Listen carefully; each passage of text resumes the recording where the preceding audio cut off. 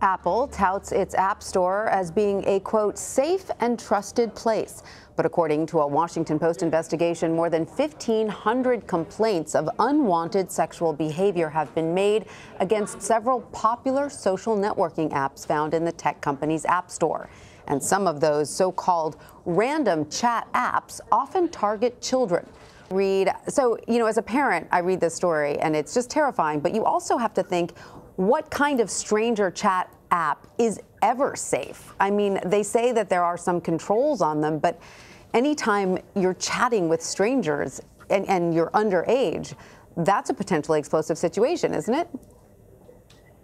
Yeah, I think you make a really good point, and it's a point that the former head of App Store review at Apple actually made to me. He said, people at Apple know that these apps are not safe, and there was lots of discussion about whether or not they should even be allowed into the App Store at all.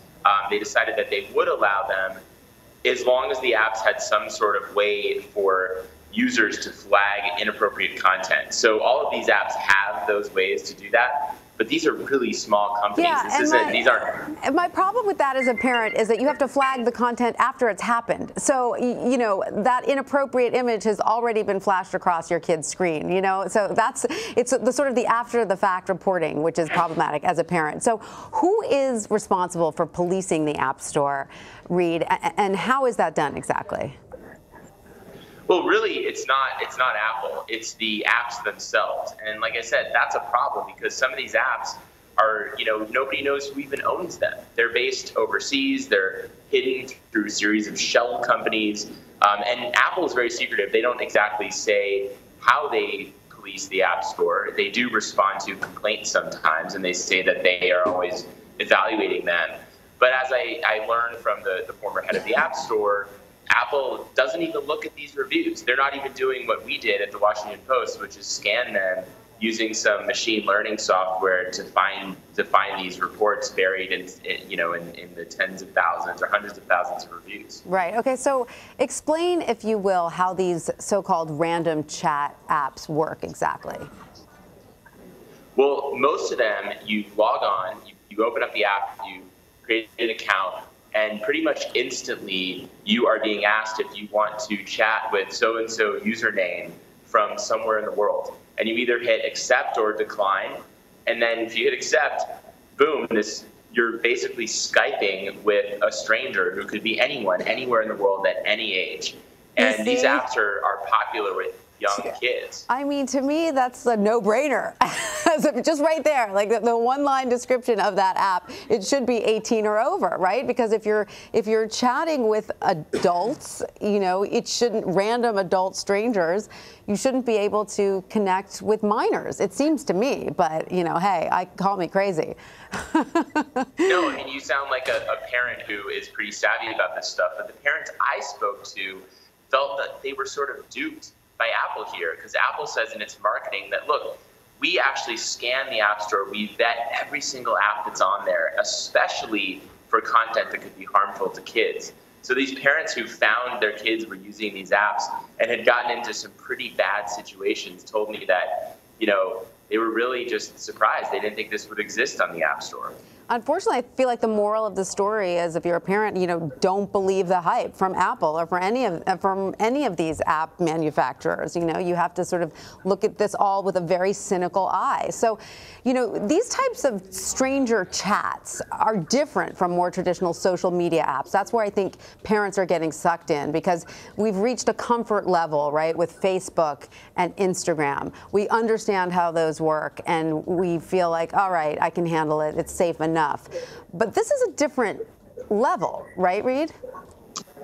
For sure. I mean, look, to be sure, all of these apps, from Snapchat to Facebook, have predators on them, and your kids can get in trouble in those apps too. But the vast majority of the interactions on those apps are probably fine. Whereas these apps, these random chat apps or teen chat apps, they, I think 100% of the time, or 100% of the people I spoke to, had at least one, sort of bad experience. And maybe they didn't really mind, but obviously if you look at these reviews, a lot of people did mind. A lot of them reported some pretty some pretty serious things that have happened on these apps. Right. And is there any effort underway to sort of create separate chat apps where, for instance, let's say you've somehow been able to prove that everybody in this pool is between this age and this age. I mean, if you were able to somehow prove your identity, right, which I know is tricky online because anonymity is part of the draw, but if at least you could sort of prove your age group and then you could randomly chat with others within that age group, unless, of course, you were over 21, in which, anything goes. But you could have like a teen chat group or like a preteen chat group. Are there any efforts at doing something like that? There are a lot of groups that are looking out for kids online, and they all pretty much advocate that there should be better ways of telling how old you are on the internet. Right now, it's basically you just hit a button and say, yes, I'm over 17. In fact, we created an account of a 9-year-old on Apple. So this is an Apple ID 9-year-old account, and downloaded one of these 17+ apps. And a little window pops up and it says, are you over 17? And we hit yes, and the app downloads. So it's like we're not even at the point that you're talking about.